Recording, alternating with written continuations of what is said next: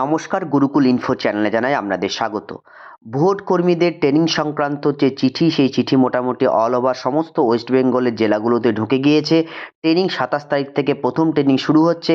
এই ট্রেনিং সংক্রান্ত যে পোলিং পার্সন বা যে ভোট কর্মী, সেই ভোট কর্মী নিয়োগের ক্ষেত্রে একদম ইলেকশন কমিশন অফ ইন্ডিয়া নতুন একটি অর্ডার জারি করলো।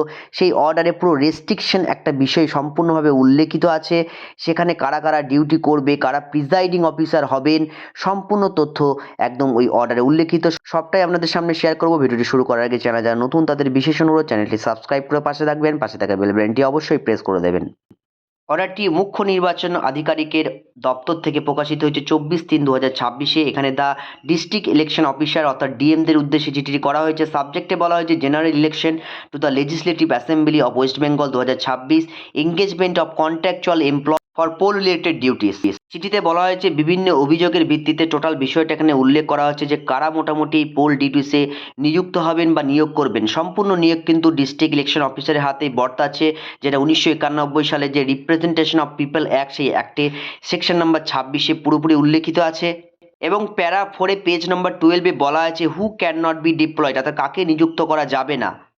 যেমন contractual workers or anganwadi workers not be engaged in election. 3 number পয়েন্টে বলা হয়েছে ভোট কর্মী হিসাবে দুটো সেপারেট লিস্ট থাকবে। সেই লিস্টে থাকবে কেন্দ্রীয় সরকারি কর্মী এবং সরকারি একদম রাজ্য সরকারের যে কর্মী, সেইগুলো কন্ট্রাকচুয়াল বাদ দিয়ে, অর্থাৎ রেগুলার যারা কর্মী আছেন তারা কিন্তু নিযুক্ত থাকবেন এবং দুটো সেপারেট সিট কিন্তু করতে হবে। কেন্দ্রীয় কর্মী হিসাবে পিএসইউ বা ব্যাংক এই সমস্ত কর্মীরা থাকবেন। আর একবার বলা হচ্ছে all DOs regarding not to engage contractual workers, কারণ এই নিয়ে অলরেডি ইতিপূর্বে অনেক কোর্টের ব্যাপার অবজেকশন বা অ্যালিগেশন বা অবজারভেশনে এই ব্যাপারগুলো উঠে এসেছে। এছাড়া গতকালে একটি সংবাদ মাধ্যমে একদম দেখিয়েছিল যে প্রিজাইডিং অফিসার মেনলি কারা হবেন। সেখানে বলা হয়েছে সেন্ট্রাল গভর্নমেন্টের যেগুলো সরকারি কর্মী অর্থাৎ কেন্দ্রীয় সরকারি কর্মী যেমন পিএসইউ, ব্যাংক, এই সমস্ত কর্মীরা কিন্তু প্রিজাইডিং অফিসারের দায়িত্ব এবারে পালন করতে চলেছেন। সেক্ষেত্রে যদি সেই সমস্ত কর্মী অপ্রতুল থাকে অর্থাৎ কম সংখ্যক থাকে, তাহলে আমাদের রাজ্যের যারা সরকারি কর্মী তারা প্রিজাইডিংয়ের দায়িত্ব পালন করবেন। যাই হোক, ভিডিওতে এইটুকু তথ্য আপনাদের সামনে শেয়ার করলাম। সকলে ভালো থাকুন, সুস্থ থাকুন, ধন্যবাদ।